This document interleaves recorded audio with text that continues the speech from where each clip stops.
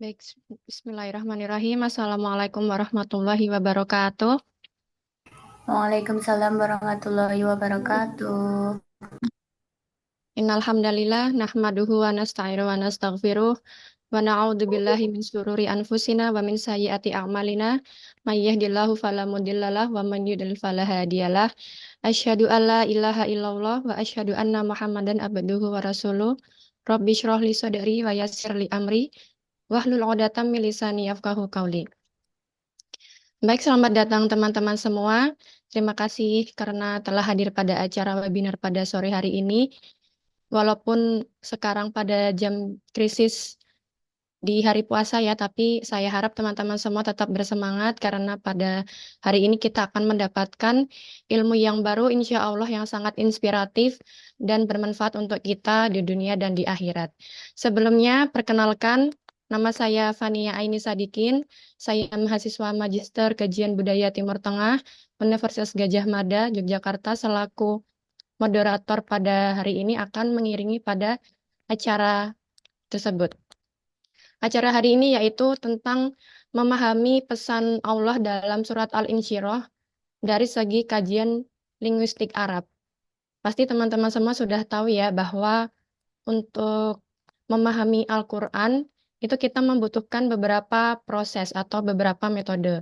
Al-Quran sendiri pun juga diturunkan sesuai dengan bahasa Rasulnya, yaitu bahasa Arab. Nabi Muhammad sendiri juga salah satu suku Quraisy, yaitu pasti juga menggunakan bahasa Arab, maka dalam Al-Quran atau wahyu yang diturunkan Allah untuk umatnya juga menggunakan bahasa Arab. Nah, orang Arab sendiri juga mempunyai slogan yang penting, yaitu Asy'ar Lisanul Arab, atau puisi itu adalah salah satu kebanggaan mereka.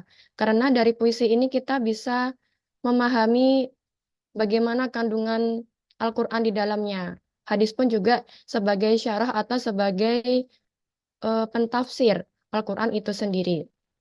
Nah, yaitu maka dari itu dalam sore hari ini kita akan mendengarkan suatu penjelasan yang sangat inspiratif, yaitu terkait dengan kalamullah dalam surat Al-Insyirah dari segi kajian linguistik Arab yang akan disampaikan oleh narasumber kita pada sore hari ini, yaitu Al-Ustadz Habib Sudarmawan MA, dosen PBA Universitas Negeri Malang, Direktur Kurikulum Taklim Lughoh. Waktu dan tempat kami persilahkan. Baik, syukran Mbak Fania ya. Bismillahirrahmanirrahim. Assalamualaikum warahmatullahi wabarakatuh. Waalaikumsalam warahmatullahi wabarakatuh. Alhamdulillah, alamin. Alhamdulillahi bari'in nasam, khaliqil lawhi wal qalam, alladzi 'allamal insana ma lam ya'lam. Ahmaduhu ta'ala ala ma azda wa an'am.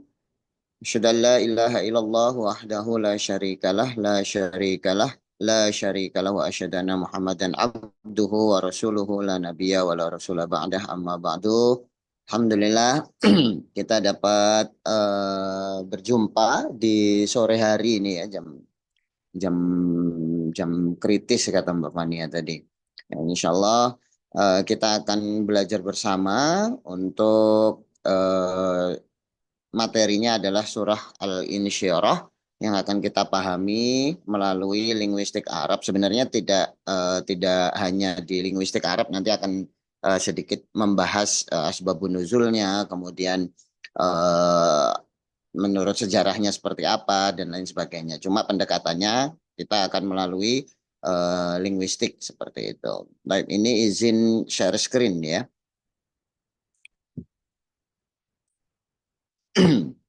Baik, sudah terlihat ya. Baik, insya Allah pada hari ini kita akan berbicara tentang pesan Allah dalam surah Al-Insyirah. Nah, sebelum kita membahas tentang eh, pesannya apa dan isinya apa nanti, nah kita akan bahas terlebih dahulu tentang surah Al-Insyirahnya itu seperti apa. Nah, surah Al-Insyirah ini beberapa ada yang bilang surah atau disebut dengan surah Asy-Syarah, atau ada yang juga menyebutkan surah Alam Nashrah gitu ya. Tapi yang paling sering kita dengar itu surah Al-Insyirah seperti itu. Nah, Surah Al-Insyirah ini berada pada juz ke-30, juz terakhir, juz amma yang mungkin paling sering kita baca dibandingkan juz-juz lainnya seperti itu ya.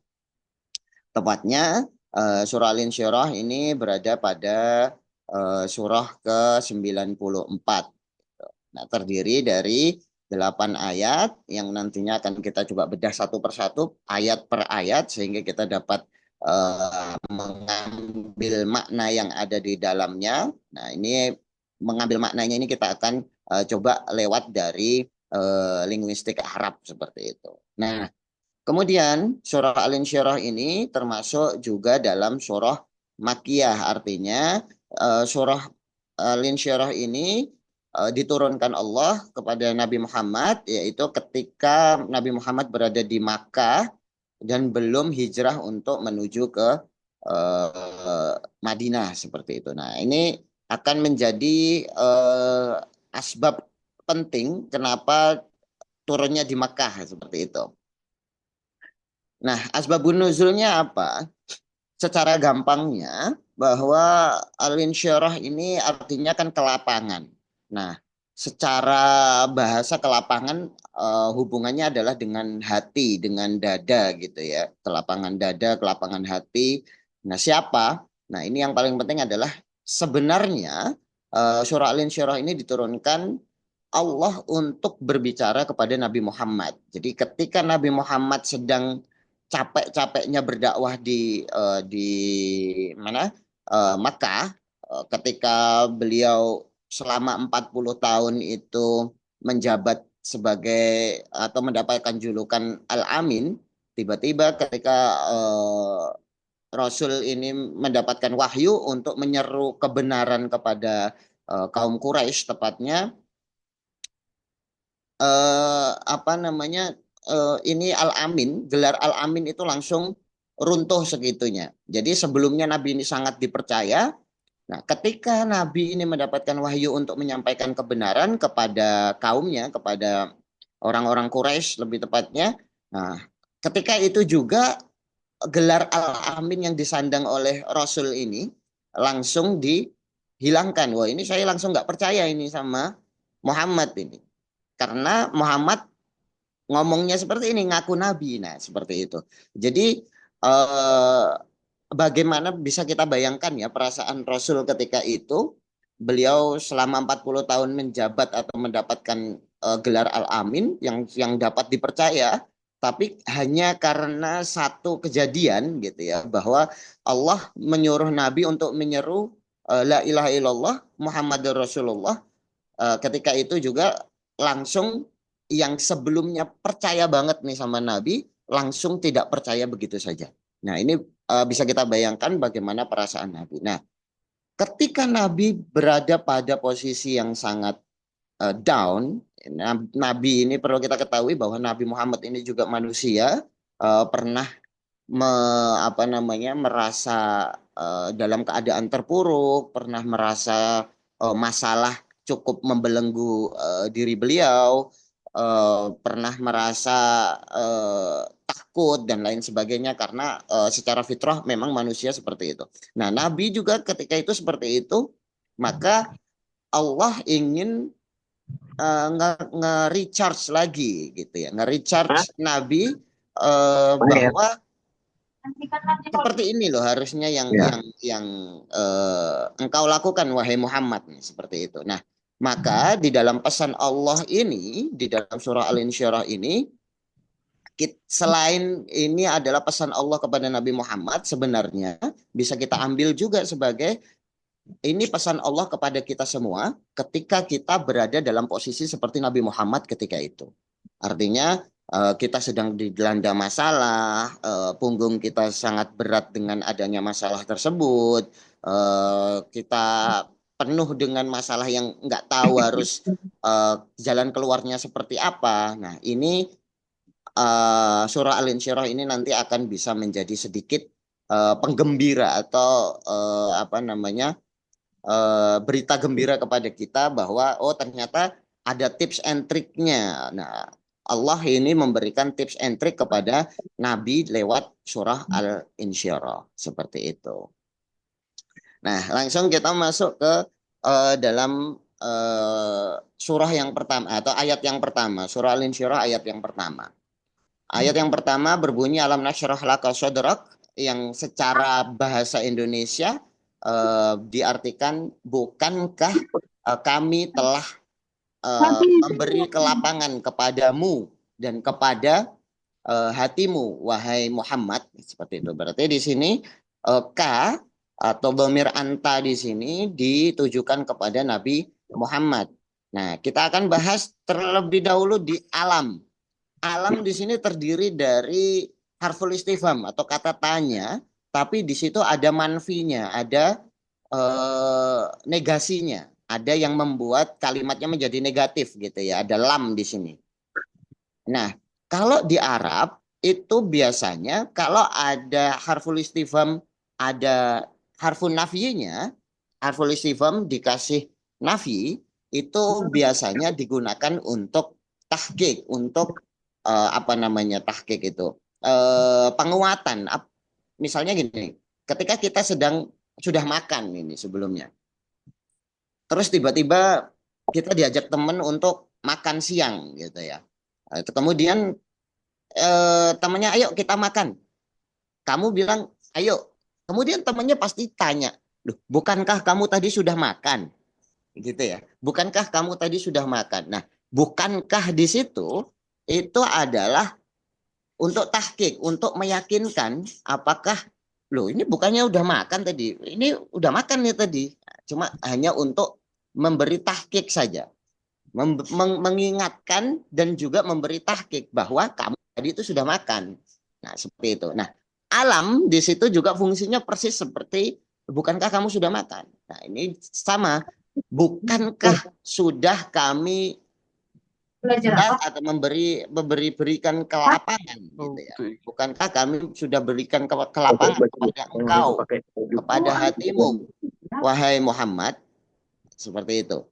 Nah, maka di sini litahqiq ini untuk memberi keyakinan kepada Nabi Muhammad bahwa di sini Nabi Muhammad telah asyarah, yang menjadi salah satu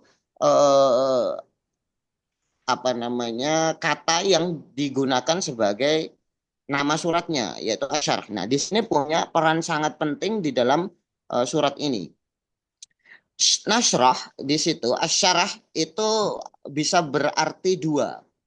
Yang pertama bisa berarti akli, yang kedua bisa berarti hissi. Jadi ada apa namanya makna aklinya, makna secara akli, dan juga ada secara hissi, secara indrawi gitu ya. Ada secara akal, ada yang secara indrawi. Nah, kalau yang secara indrawi seperti riwayat-riwayat yang sering kita dengarkan bahwa Nabi itu ketika kecil itu hatinya telah dibuka dan dilapangkan oleh malaikat Jibril dan malaikat Mikail dengan hatinya atau dadanya itu dibasuh ketika kecil, itu kemudian dikeluarkan kolbunya agar di dalam kolbunya tentang ghil dan hasad itu diganti dengan ar-ra'fah dan rahmah gitu ya, dengan kondisi sakit hati, kondisi dengki dalam hatinya Nabi Muhammad itu dikeluarkan, dicuci, dibersihkan oleh malaikat Jibril, kemudian diganti dengan ar-ra'fah, kelembutan, dan juga ar-rahmah dengan kasih sayang, sehingga di dalam hati Muhammad itu sudah tidak ada hal-hal seperti itu lagi, hal-hal yang negatif. Kemudian seperti riwayat lainnya, ada satu kali lagi Nabi Muhammad hatinya dibasuh, dibersihkan, yaitu ketika Isra Mi'raj, dan ketika itu sifat-sifat khauf dan sifat-sifat hazan atau sifat-sifat huzn itu ya, sifat takut tentang masa yang akan datang seperti apa, tentang huzn, tentang kesedihan Nabi Muhammad, tentang masa lalu yang sudah lewat dan lain sebagainya, itu diganti diganti dengan tafaul dan sabat, dengan optimisme dan juga keteguhan hati. Nah, Nabi Muhammad ini diingatkan kembali oleh Allah. Bukankah kami telah membersihkan hatimu 2 kali, ini Nabi Muhammad. Wahai Muhammad, kami telah membersihkan hatimu 2 kali, yaitu ketika engkau masih bayi, kami mengeluarkan hagil wal hasad, dan kami ganti dengan ar-ra'fah dan rahmah. Kemudian ketika engkau sudah dewasa, ketika Isra Mi'raj, itu kami keluarkan khauf dan huzn, kami ganti dengan tafaul dan tabat, gitu ya. Maka apalagi yang bisa membuat engkau sedih gitu. Jadi diingatkan oleh atau dikasih flashback oleh Allah, alam nasyrah laka sadrak. Ingat kejadian-kejadian dulu yang kami lapangkan hatimu, wahai Muhammad. Di sini ada as-sadr. Sadr itu kalau di dalam Arab itu kalau nggak salah termasuk tingkatan paling dasar dari penyebutan hati. Jadi nanti ada as-sadr, lebih dalam lagi nanti ada al-qalb, di dalam lagi nanti akan ada fuad, dan di paling dalam dari kondisi hati itu ada al-lubbu. Makanya itu disebut dengan ulul albab. Nah, itu berarti yang hatinya sudah paling dalam, seperti itu. Nah, maka di sini secara hisi itu Rasul diingatkan oleh Allah, kami sudah membersihkan hatimu, ya wahai Muhammad, bahwa kamu sudah ketika bayi dan ketika dewasa sudah kami bersihkan 2 kali. Kemudian secara akal ini adalah nasroh itu dilapangkan atau dibersihkan, dilonggarkan hatinya itu dalam hal menghadapi cobaan-cobaan yang beliau alami selama sebelum turunnya ayat ini, seperti itu. Jadi alam nasyrah laka sadrak di sini punya makna bahwa Rasul itu diingatkan kembali oleh Allah agar mengingat, bukankah di masa lalu sudah kami terangkan hatimu, kami longgarkan hatimu, sehingga kamu sudah sampai di sini sekarang. Seperti itu. Kemudian wa wada'na anka wizrak, dan kami letakkan beban alladzi anqadha dhahrak, yang memberatkan punggungmu, seperti itu ya. Jadi Rasul itu diingatkan lagi sebelum yang pertama itu tadi dengan bukankah kami sudah pernah melapangkan hatimu, wahai Muhammad. Kemudian wa wada'na anka wizrak, dan juga kami sudah meletakkan beban yang telah membebani punggungmu. Jadi kami sudah menghilangkan beban yang membebani punggungmu, seperti itu. Nah, jadi Rasul diingatkan kembali bahwa loh, kamu pernah kita kasih beban, tapi beban itu kita juga ambil dari punggungmu. Nah, seperti itu. Nah, di sini wado'na itu meletakkan ya. Jadi mengambil sesuatu terus kemudian meletakkan. Anka, kalau ada an itu berarti darimu. Meletakkan darimu berarti dari dari diri Rasul itu diletakkan. Nah, di sini ada kata al-wizr atau wizrok. Wizrok di sini artinya adalah beban dakwah. Jadi beban Rasul ketika berdakwah itu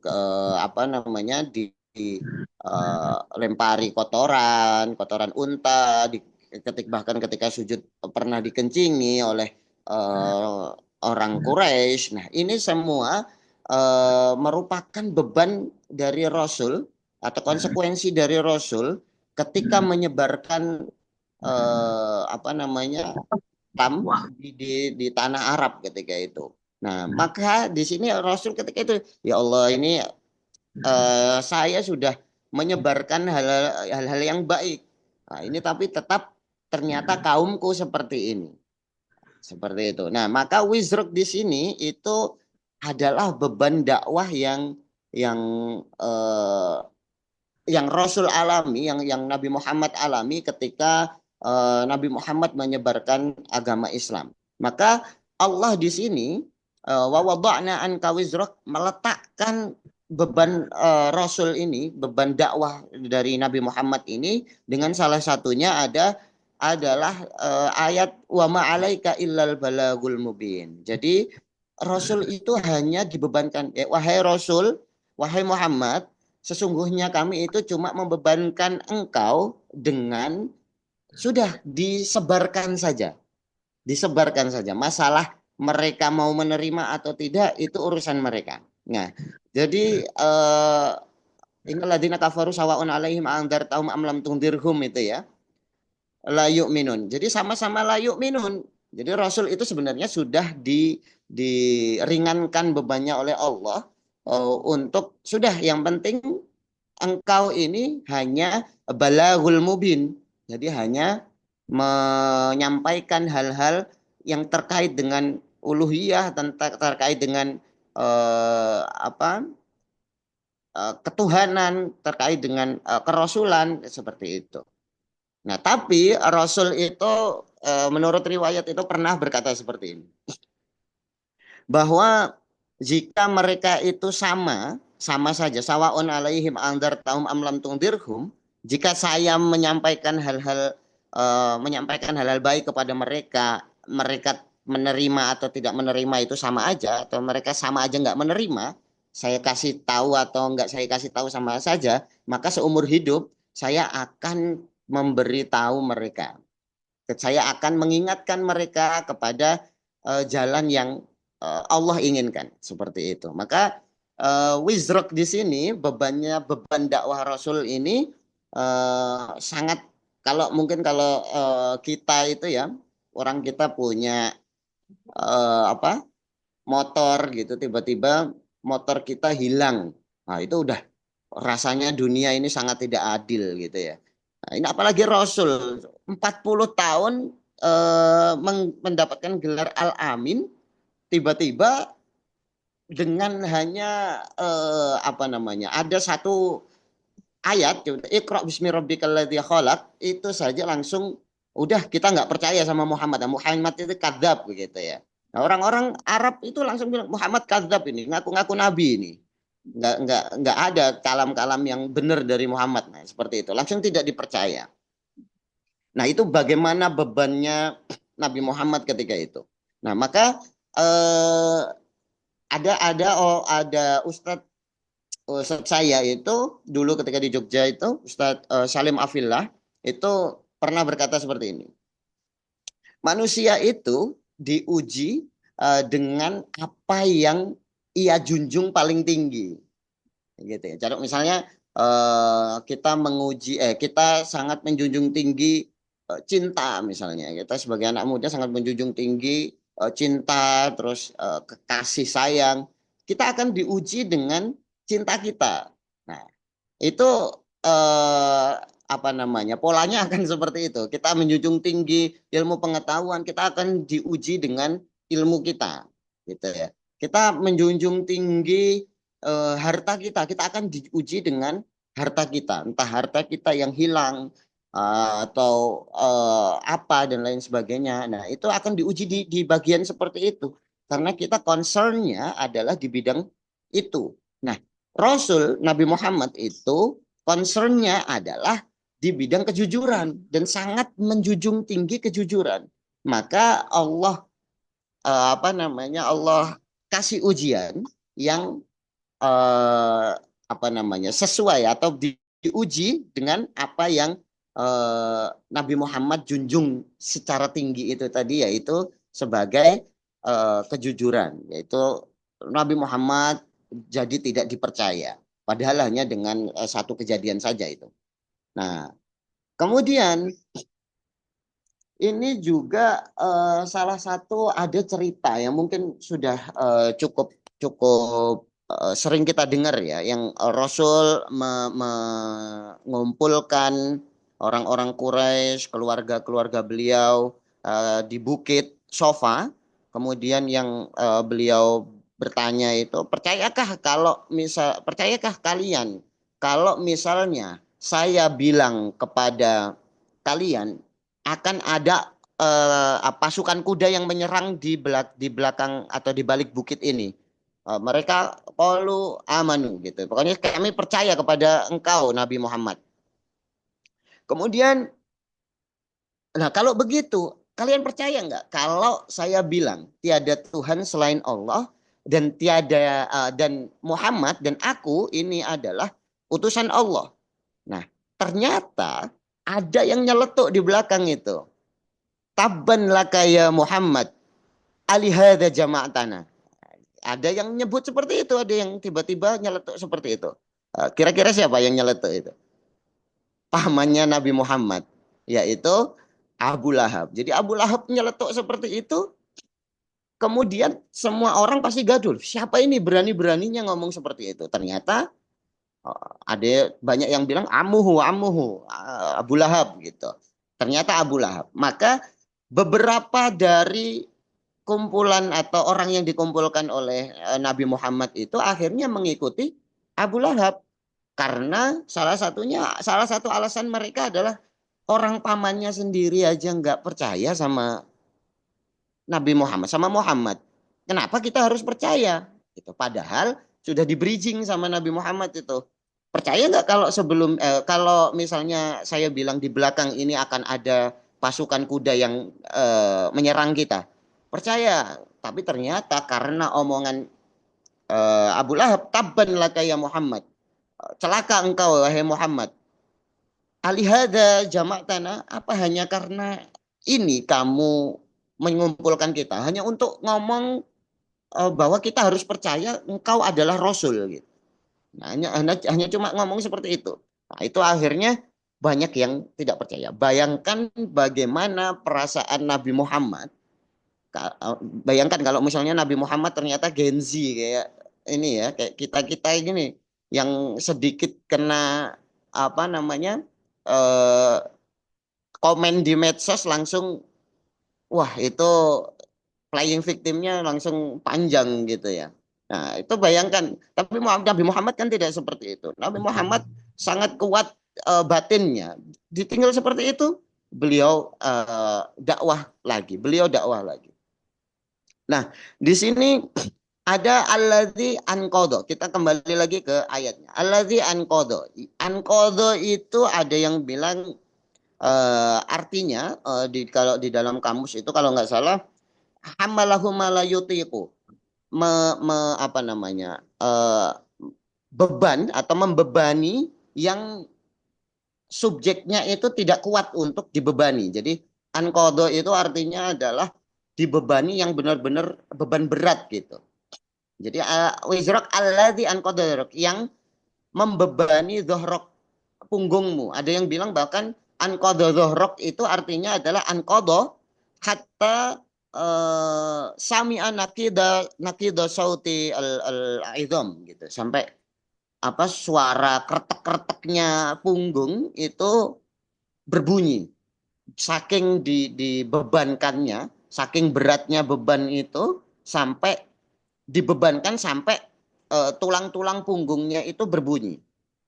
Gitu ya. Jadi kebayang ya kalau kita lagi manggul sesuatu, lagi ngangkat beras 10 kilo gitu misalnya pakai punggung kita terus tiba-tiba kretek gitu. Nah, itu berarti anqadha dhuhrok.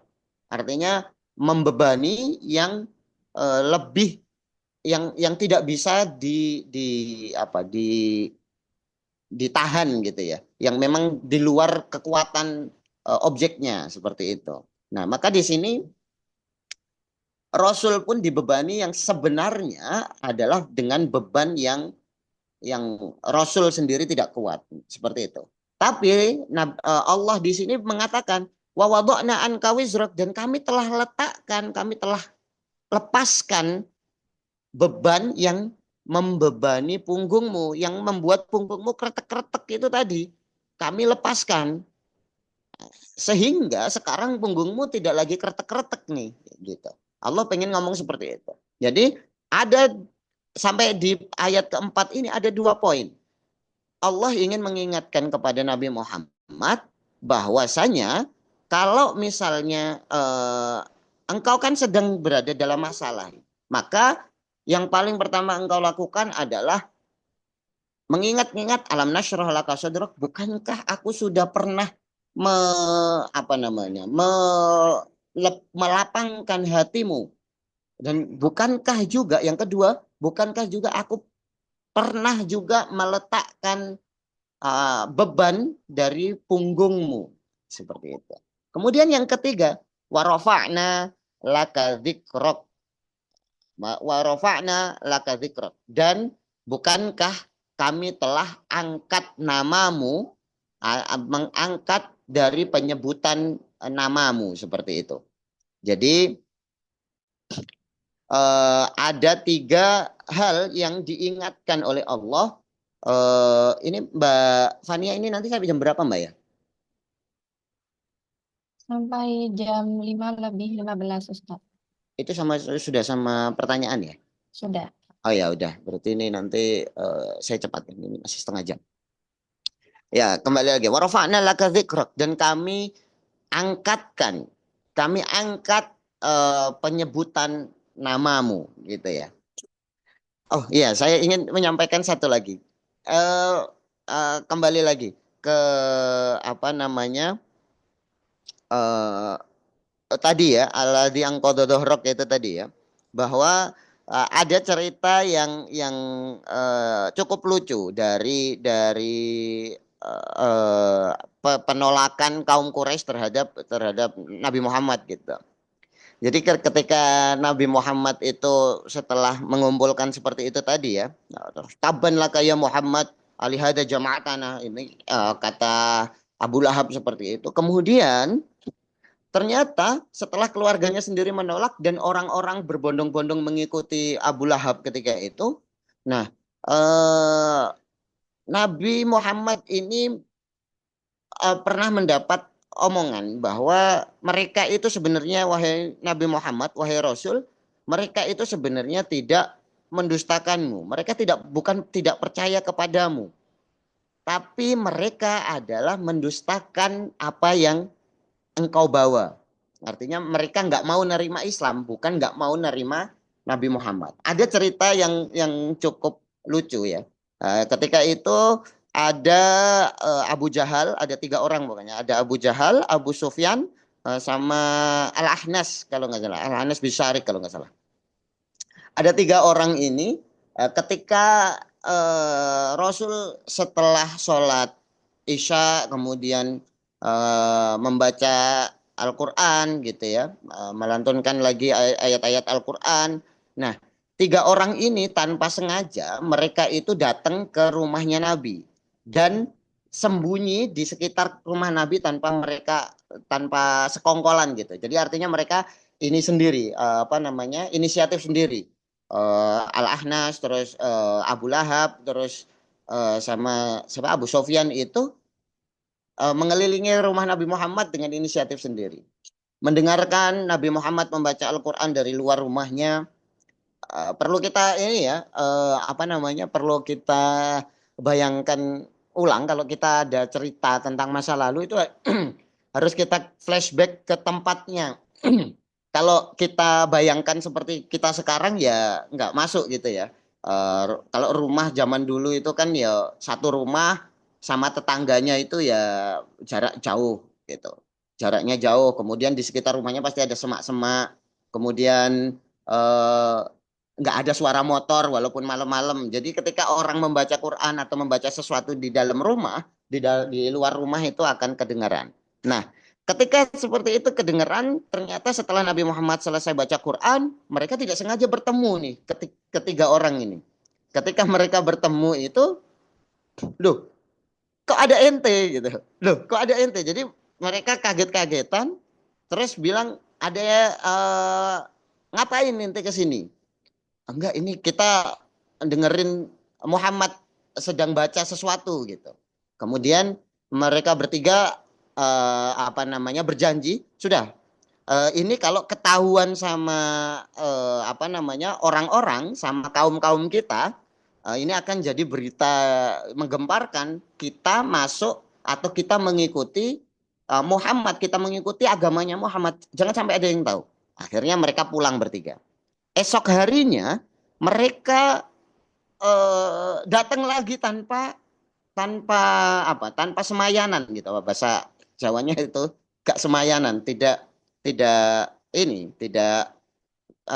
atas inisiatif sendiri gitu. Setelah mereka bertiga, kemudian Nabi Muhammad selesai baca Quran, ketemu lagi. Sampai di hari ketiga. Kemudian di hari ketiga, mereka bersumpah atas nama berhala-berhala mereka, mereka tidak akan datang lagi ke sana. Kemudian di lain harinya, si siapa Al-Ahnas ini, itu cukup kepo, bertanya ke Abu Sufyan. Wahai Abu Sufyan, apakah kamu apakah kamu melihat ada yang salah dari apa yang diucapkan oleh Muhammad? Gitu. Kayaknya enggak deh. Yang diucapkan Muhammad itu betul semua. Cuma kenapa ya? Ini kita kok nggak mau nerima. Nah, ternyata alasan mereka nggak mau nerima itu salah satunya adalah karena orang Arab itu kan jiwa proudnya itu tinggi sekali. Kebanggaan terhadap sukunya itu tinggi sekali. Saking tingginya mereka nggak mau nerima ada kebenaran dari suku yang lain. Nah, dulu itu ketika ada orang yang berangkat haji, itu orang Arab berebut untuk jadi ahlul bait yang memberi mereka sangu pulang, menerima mereka ketika mereka berada di tanah Makkah dan lain sebagainya. Pokoknya intinya mereka berlomba-lomba untuk menjadi yang paling banyak ngasih ketika orang-orang haji. Nah, ketika ada kabilah lain atau ada syu'bah lain ini yang punya keturunan mengaku nabi dan ternyata kita ikut ke dalamnya, maka secara tidak langsung kabilah kita mengaku tunduk terhadap kabilah orang yang ngajakin kita ini. Nah, maka salah satu alasan mereka tidak mau menerima Muhammad adalah karena gengsi sebenarnya. Bahasa gampangnya itu mereka gengsi untuk menerima Nabi Muhammad. Nah, pernah ada satu riwayat juga mengatakan bahwa Abu Jahal itu pernah Abu Lahab itu pernah ditanyai oleh Rasul, oleh Nabi Muhammad itu seperti ini. Qul kalimatan wahidatan tamlikul Arab wal Ajam. Katakan wahai Abu Lahab, satu kata saja nanti engkau akan menjadi raja dari orang Arab dan orang Ajam. Orang Ajam itu orang non-Arab. Apa yang dikatakan oleh Abu Lahab? Walau asyra kalimah, ya Muhammad, aquluha.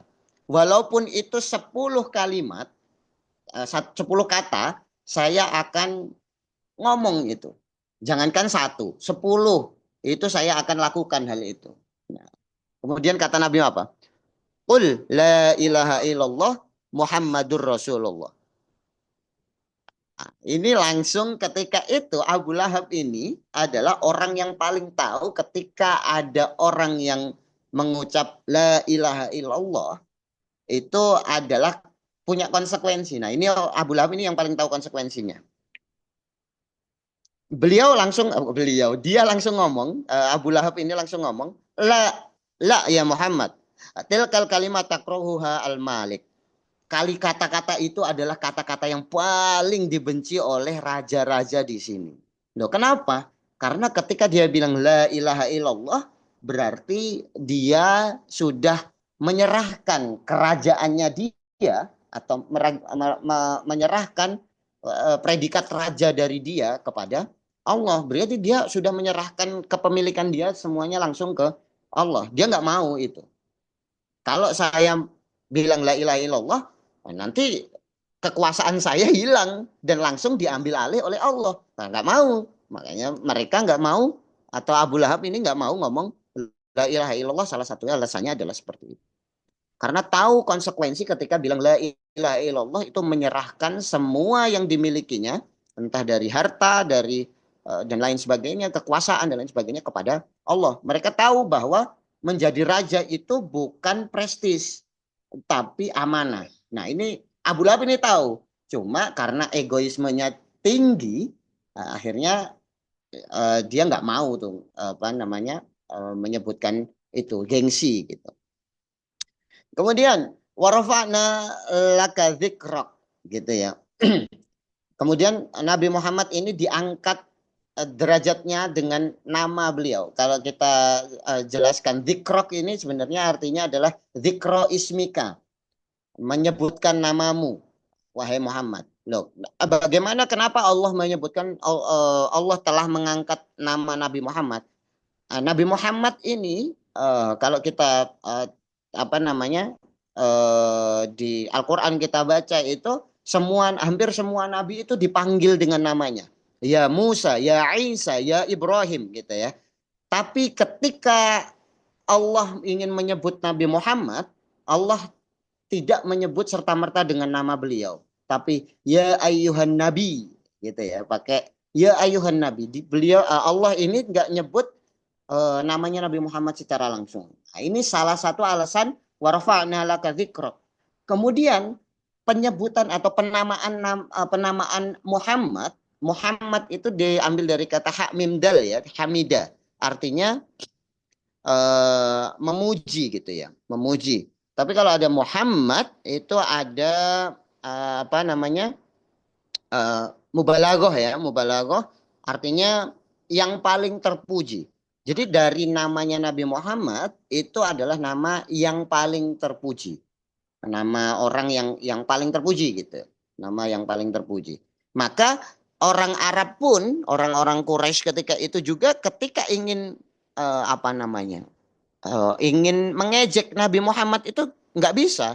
Misalnya mereka pengen bodoh kau Muhammad gitu. Itu nggak bisa ngomong seperti itu. Kenapa? Karena artinya Muhammad itu yang terpuji. Kira-kira kalau ada orang yang bilang bodoh kau orang yang terpuji, kira-kira yang bodoh siapa? Orang yang terpuji atau orang yang ngomong bodoh? Orang yang ngomong bodoh pastinya. Nah, maka mereka nggak bisa itu jelek-jelekin namanya Nabi Muhammad itu nggak bisa. Karena namanya Nabi Muhammad itu sudah punya arti yang nama yang paling terpuji. Maka ada satu riwayat itu istrinya Abu Lahab ketika ada surat Tabbat yada Abi Lahabi wa tab itu kan juga menyangkut namanya istrinya gitu ya. Wamratu hammalatal hatab gitu ya. Nah, ketika itu Abu Lahab istrinya datang ke Abu Bakar, datang ke Abu Bakar.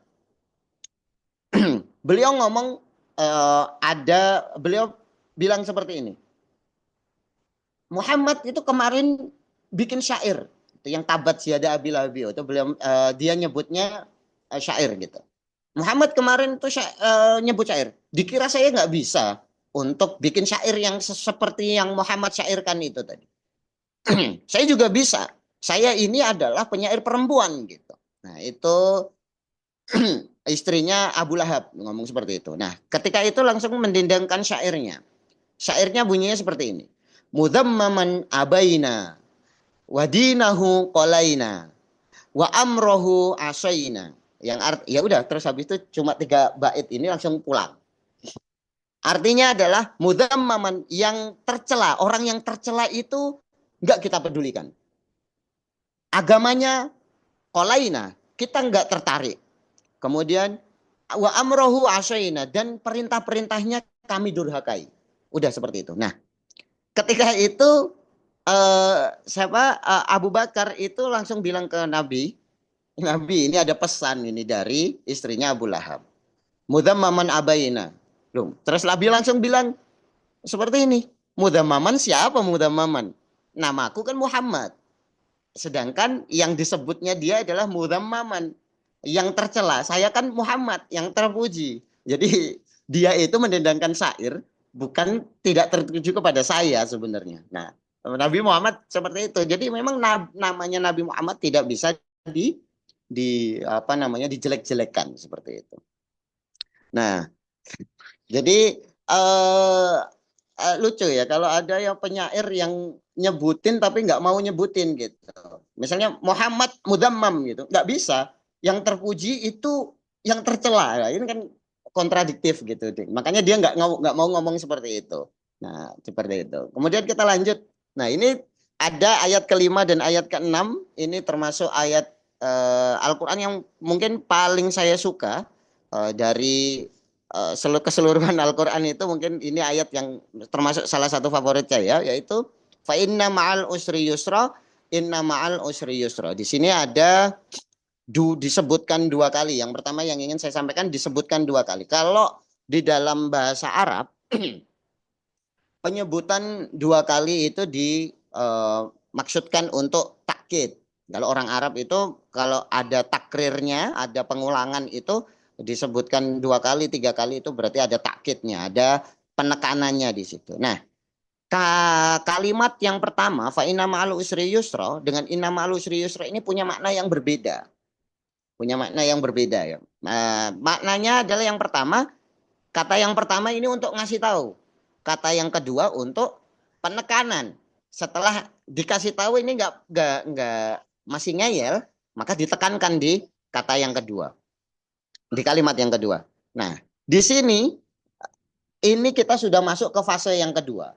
Kalau fase yang pertama tadi kita disuruh nyebut kebaikan-kebaikan Allah kepada Nabi Muhammad gitu kepada kita, kita udah diberi nikmat apa saja oleh Allah gitu. Nah, kalau sekarang ini berarti itu kan pra. Kalau yang ini kita masuk ke fase yang kedua, fase juring, ketika. Fa inna ma'al usri yusra. Di sini ada pemisah fa.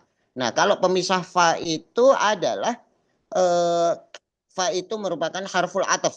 Nah, harful ataf robit baina syai'aini bila hudud. Jadi yang menggabungkan dua hal kemudian bila hudud tanpa adanya jeda gitu ya, tanpa adanya jeda. Jadi kalau misalnya akal tuh fa asyrob gitu. Misalnya aku lu fa asyrob. Saya makan kemudian tanpa jeda saya minum. Tapi kalau aku lu summa asyrob, saya makan kemudian saya minum. Nah, dari selesai makan sampai minumnya itu ada jedanya. Nah, maka di sini setelah kita mengingat-ingat masa lalu, nikmat-nikmat Allah yang sudah diberikan Allah di masa lalu, kita sekarang masuk ke kondisi sekarang, masalah ini. Kita berada di dalam masalah gitu kan. Nah, Allah di sini pengen ngasih tahu Nabi Muhammad, "Hei Muhammad, fa inna ma'al usri yusra." Sesungguhnya di dalam kesulitan itu ada kemudahan. Itu kan secara letterlek bahasa. Kemudian diulang lagi. Sesungguhnya di dalam kesulitan itu ada kemudahan. Tapi di sini kita akan bahas secara linguistik. Yang pertama, Allah di sini menyebutkan ma'a, bukan ba'da. Jadi perlu diingat ini sangat jauh ya perbedaannya antara ma'a dan ba'da. Kalau Allah bisa saja menyebutkan fa inna ba'dal usri yusra, setelah adanya kesulitan akan ada kemudahan. Loh, tapi kan berarti harus nunggu kesulitannya selesai dulu. Tapi Allah enggak seperti itu. Allah ngasih tahu Nabi Muhammad, sesungguhnya di dalam atau ketika kamu berada dalam kesulitan, itu ada yang bersama kesulitan tersebut. Apa itu? Yusron, kemudahan. Nah, jadi Allah ingin menyebutkan ada kemudahan di dalam kesulitan, bukan nunggu kesulitannya selesai, tapi ada kemudahannya yang di dalam kesulitan. Nah, kemudian di sini kalau di dalam bahasa Arab itu ada at-ta'rif wa tankir ya. Di sini yang ditakrif, yang dikasih alif lam ta'rif itu adalah yang kesulitan. Artinya kesulitannya itu sudah jelas. Kesulitannya itu sudah kita sepakati bersama.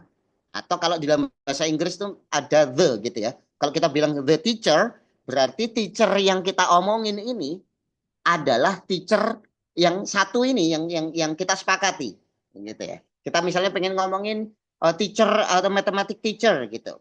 The teacher, nah itu berarti kita sudah terkhusus di mathematic teacher.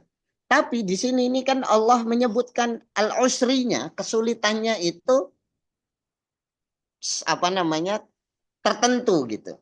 Sedangkan yusronnya itu Allah kasih yang tankir, yang lepas nggak pakai alif lam. Jadi bisa jadi yusronnya ini nggak cuma satu, bisa jadi antum bisa pilih atau kita bisa pilih dari yusron yang mana yang mau kita bersamai dengan usernya tadi. Kemudian ada juga yang bilang user di sini, user di kalimat atau di ayat kelima dan user di ayat keenam ini usernya sama. Karena sama-sama pakai alif lam. Artinya kalau kita ngomongin the teacher di kalimat sebelumnya dan the teacher di kalimat ini, berarti teachernya ini sama. Artinya di sini ada satu kesulitan. Di antara dua ayat ini ada satu kesulitan. Kemudian disampaikan yusron. Yusronnya tanpa alif lam. Artinya yusronnya bebas. Kita bisa pilih yang mana. Nah, ada dua kemudahan.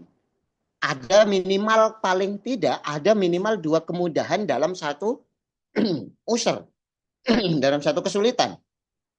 Maka yang ingin disampaikan kepada Nabi oleh Allah itu adalah tenang, kesulitanmu itu cuma satu, tapi jalan yang kami bersamai dengan kesulitanmu itu ada dua minimal. Nah, kalau yusron ini karena tidak pakai alif lam itu bisa jamak, bisa banyak, bisa macam-macam, tinggal pilih kita. Nah, itu di sini disebutkan dua. Maka ada minimal dua kemudahan dalam satu kesulitan. Maka jangan fokus di usernya saja, tapi fokus dicari yusronnya. Seperti itu. Nah, maka di sini ketika ada yang seperti itu, ketika kita ada masalah, fokus kita harus ke yusronnya yang ada dua itu. Kalau kita fokus di al-usrnya yang sudah jelas, buat apa? Kita fokus untuk nyari yusronnya itu tadi. Nah, Allah ingin menyampaikan ini kepada Nabi Muhammad. Kemudian ada lagi, kalau di ilmu balaghah itu ada, di ilmu ma'ani itu ada al-qasr gitu ya. Ada takkid, ada al-qasr, itu tujuannya hampir mirip untuk penekanan atau untuk membuat katanya lebih kuat gitu. Nah, di sini sebenarnya katanya itu adalah al-yusra, fa innal yusra ma'al usri. Tapi Allah tidak ingin ngomong seperti itu. Salah satu hikmahnya adalah biar yusronnya ini nggak pakai alif lam. Salah satunya. Nah, kalau nggak pakai alif lam berarti yusronnya ini bebas. Boleh pilih. Dan ada banyak alternatif seperti itu. Salah satu hikmah yang bisa kita ambil adalah di situ. Kemudian di sini ada inna. Inna itu, jadi kalau di ini dua kali gitu ya. Diulang dua kali itu hampir sama kayak bahasa Indonesia atau bahasa Jawa gitu. Kalau misalnya kita ditanya, siapa yang ada di kelas? Oh, Ali. Oh, siapa sih? Masa sih? Iya, Ali. Nah, itu misalnya disebutkan iya Ali.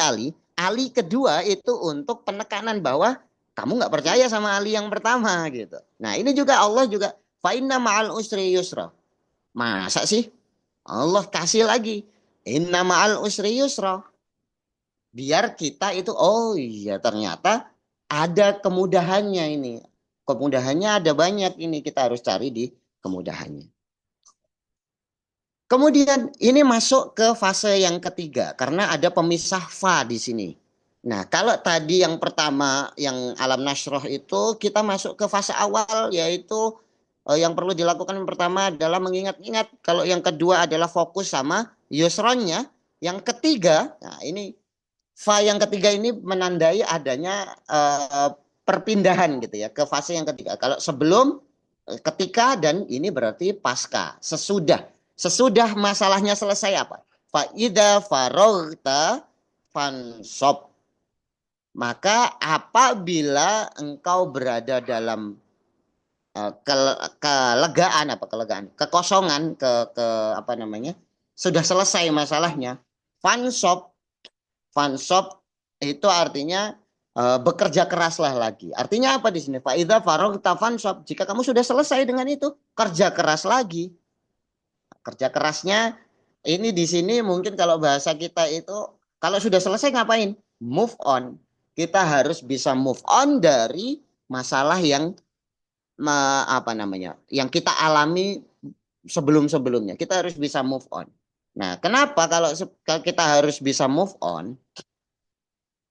Mungkin kita bisa ingat ini ya, ada hadis Nabi inna syababa wal faragha wal jidata mafsadatun lil mar'i ayam mafsadatin. Nah, ini faragh itu menjadi salah satu indikator mafsadah.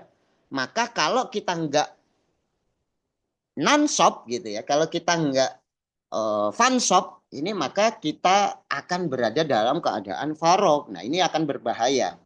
Wa idza faraghta, maka kalau sudah faragh, maka fun shop, maka move on. Kita harus kembali lagi nyari, bukan nyari masalah ya, kita harus ini lagi untuk bekerja lagi. Kita harus melakukan aktivitas yang lain lagi. Kita harus melakukan ibadah yang lain lagi. Nah, fun shop di sini ada yang bilang in shop atau nasoba itu artinya adalah ta'ab. Maka berlelah-lelah lagi kita.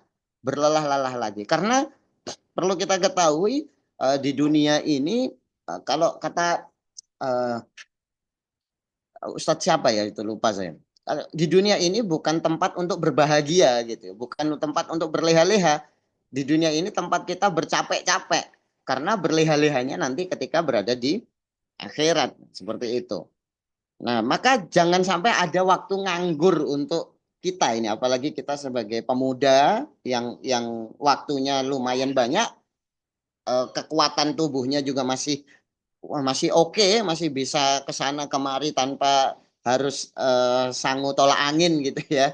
Jadi kalau udah agak berumur sedikit itu udah bawaannya udah banyak, udah bawa panadol, bawa ini. Nah, kita sebagai pemuda ini harus gak ada waktu farok. Kita manfaatkan sebaik mungkin seperti itu. Nah, kalau ada Ustadz Salim Afillah itu pernah bilang kalau beribadah itu harus berkesinambungan. Saya punya cerita yang cukup menarik ketika saya masih berada di Jogja kemarin.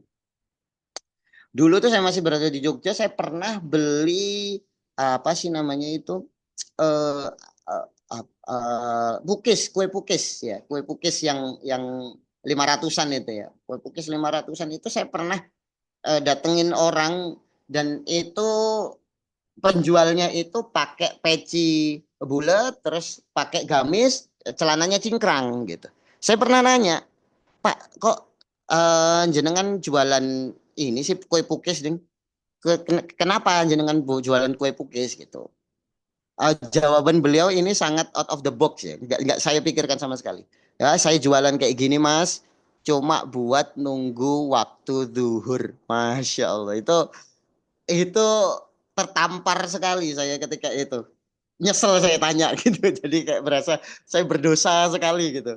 Nunggu waktu duhur, bayangkan berarti ibadah itu berkesinambungan. Jadi apa namanya kalau sudah selesai dengan hal ini masuk ke ibadah yang lain. Mas sudah selesai dengan hal ini masuk ke ibadah yang lain. Nah, seperti itu. Kemudian ini ada penjelasan Allah lagi. Fanshop. Apa yang di ayat terakhir wa ila rabbika farghab dan kepada Tuhanmu lah kamu berharap. Jadi kita move on-nya adalah ke ila rabbika, ke Tuhan kita. Kita move on-nya jangan move on ke hal yang lain yang tidak dianjurkan oleh Tuhan kita. Misalnya kita terlilit utang, terus kita ternyata utang lagi dipinjol. Nah, itu bukan move on namanya, tapi memang nambah masalah dan itu bukan wa ila rabbika farghab. Kita bukan berharap hanya kepada Allah. Jadi farghab di sini karena ada ilah, maka artinya adalah berharap. Kita berharap kepada Allah, kita serahkan semuanya kepada Allah. Nah, ada apa namanya? Yang mungkin kita sering dengar ya, ada apa namanya? Hadis Nabi itu, ahabul a'mali indallahi adwamuha wa in qalla. Jadi yang paling disukai Allah dari semua pekerjaan kita itu adalah yang paling istiqomah, yang paling panjang durasinya. Durasi itu maksudnya hari ini kita melakukan, besok melakukan lagi.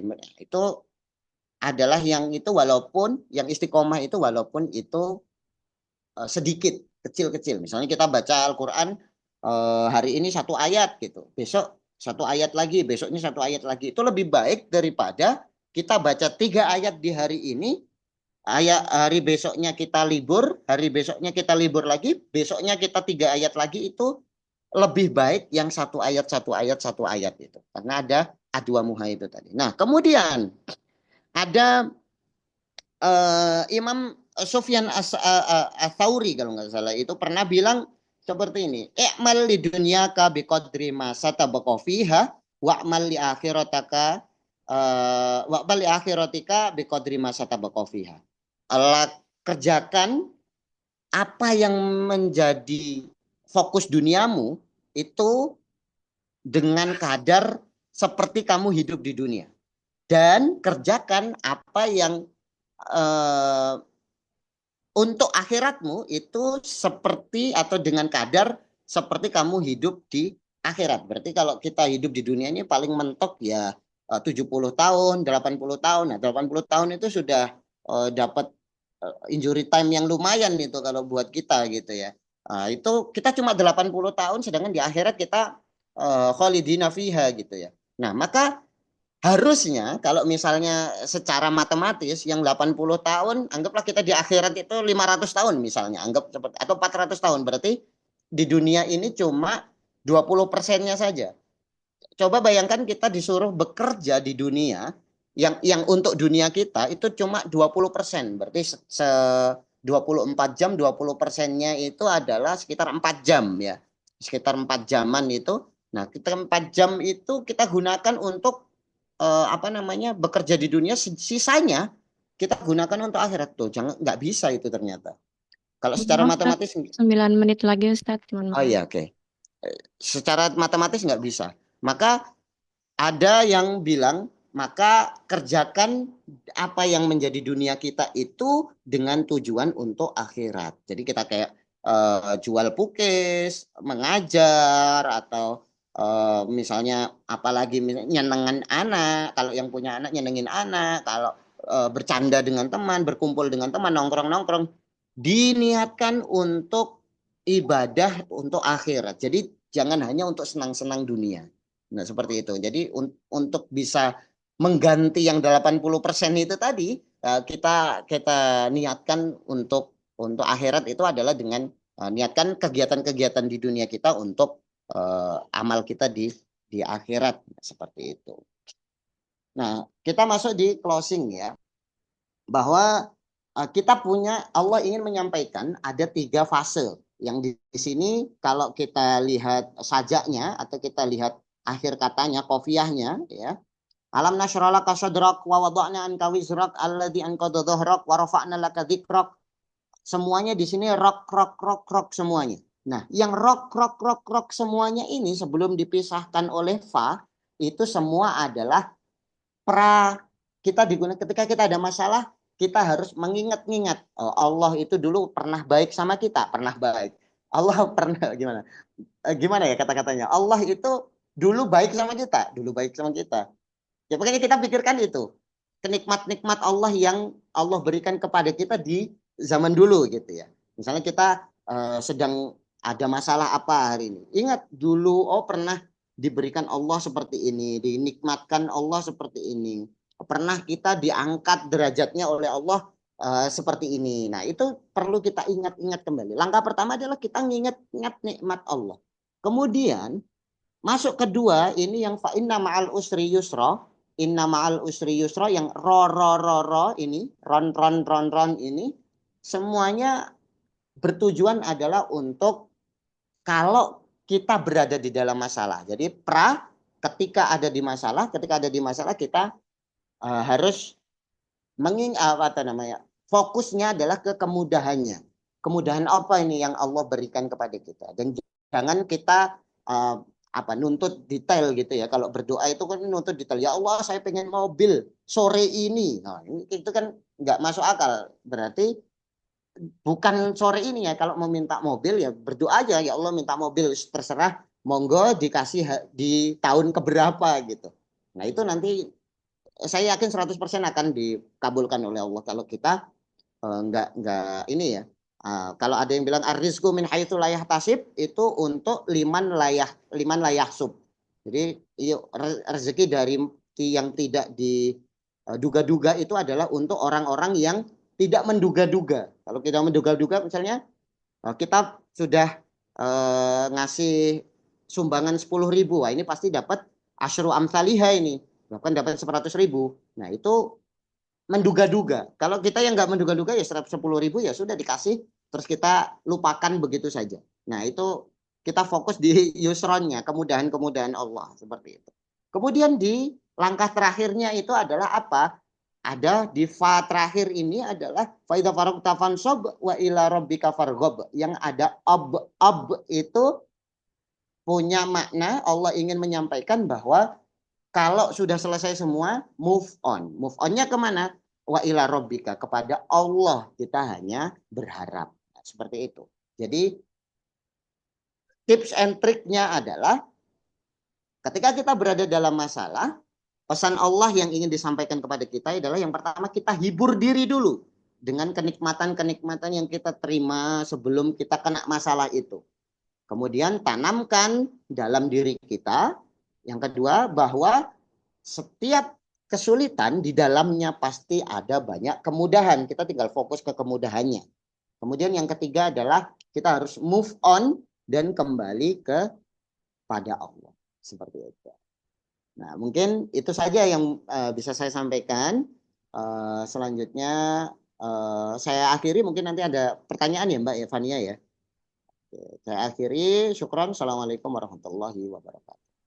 Waalaikumsalam warahmatullahi wabarakatuh. Terima kasih banyak Ustadz Habib telah menyampaikan kajian yang sangat detail dan mudah ya, yaitu tentang keutamaan dan dari surat Al-Insyirah. Dari sini kita bisa mengetahui bahwa bahasa Arab itu sangat indah ya teman-teman semua. Setiap dari huruf dan harokatnya itu mengandung makna. Nah, dari sini kita bisa mengetahui bahwa sebegitu sayangnya Allah terhadap kita sebagai hambanya, bahwa setiap dari masalah itu terdapat dua kemudahan.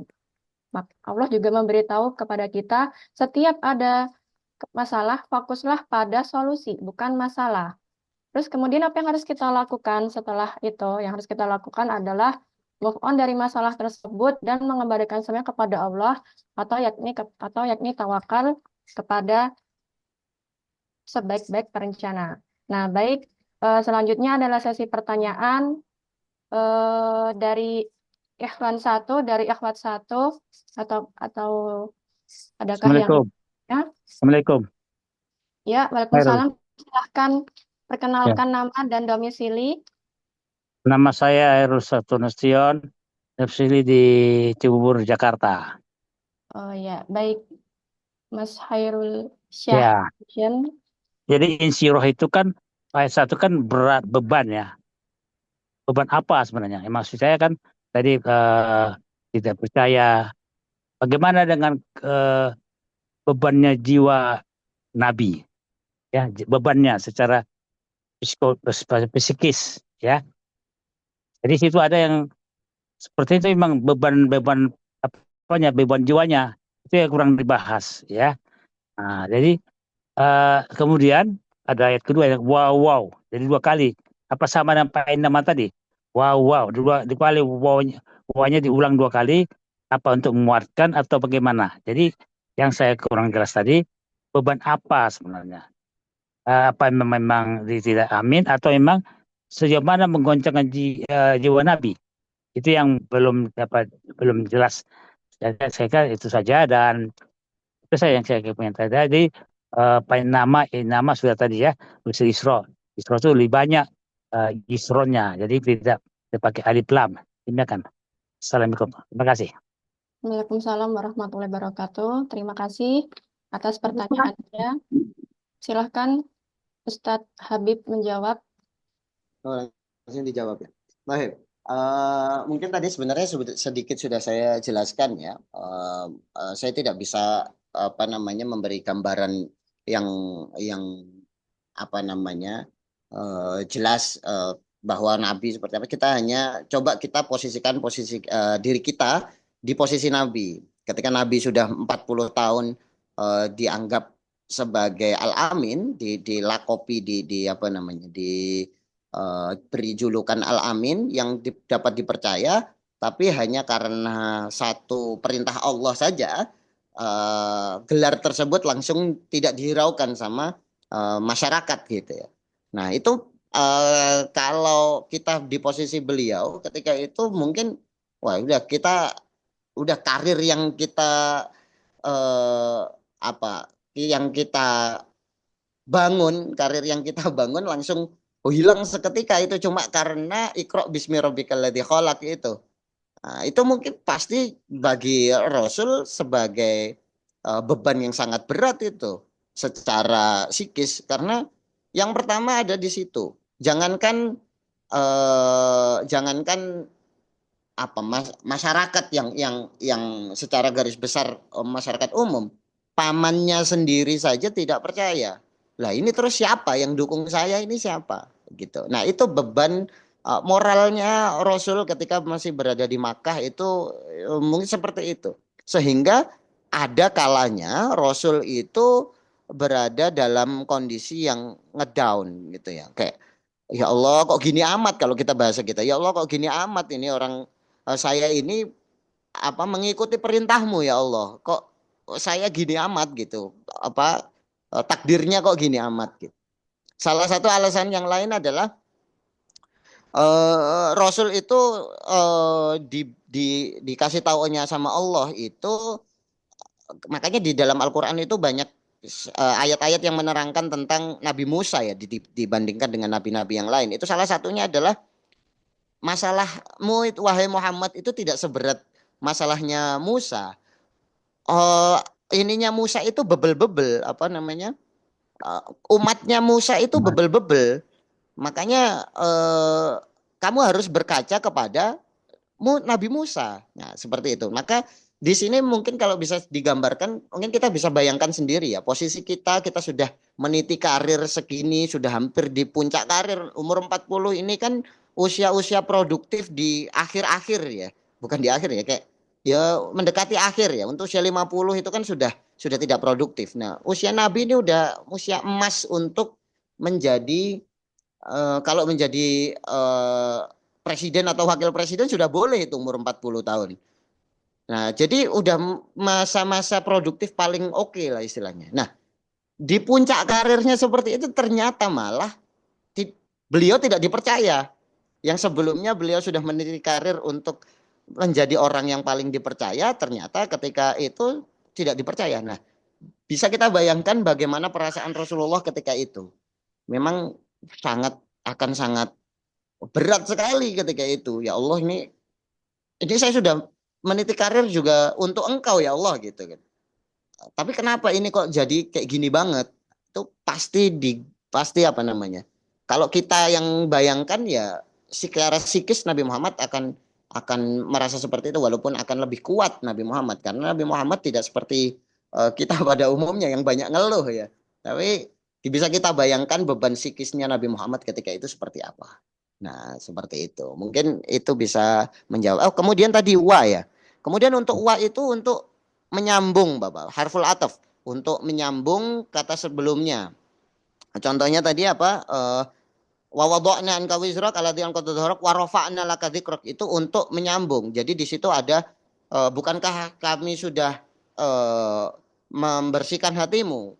Kemudian kita juga itu dan juga kami sudah melepaskan beban dari punggungmu dan juga itu fungsinya adalah di situ. Kemudian itu faida farok tafansop wa ila rabbika farghab itu untuk menyambung di kalimat atau di ayat sebelumnya itu tadi, Pak.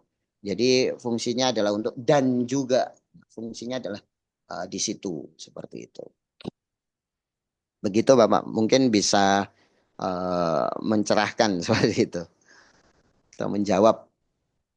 Baik Ustadz, terima kasih atas jawabannya. Mohon maaf teman-teman karena waktu yang sangat terbatas, mungkin pertanyaan hanya satu. Sebelum kita akhiri acara webinar pada sore hari ini, kami akan mengambil dokumentasi dulu ya. Mohon teman-teman bisa on cam semuanya.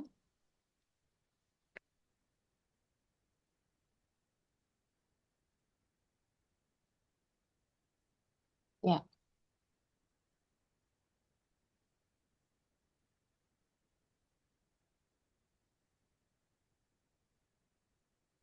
1, 2, 3. Sekali lagi. 1, 2, 3.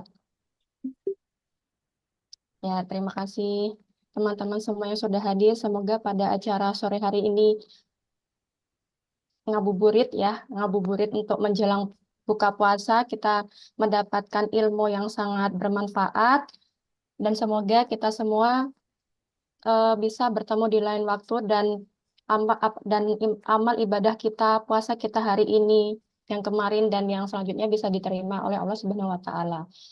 Saya selaku moderator mengucapkan banyak terima kasih dan banyak mengucapkan permohonan maaf apabila ada salah kata dan perilaku. Syukron, wassalamualaikum warahmatullahi wabarakatuh. Waalaikumsalam warahmatullahi wabarakatuh.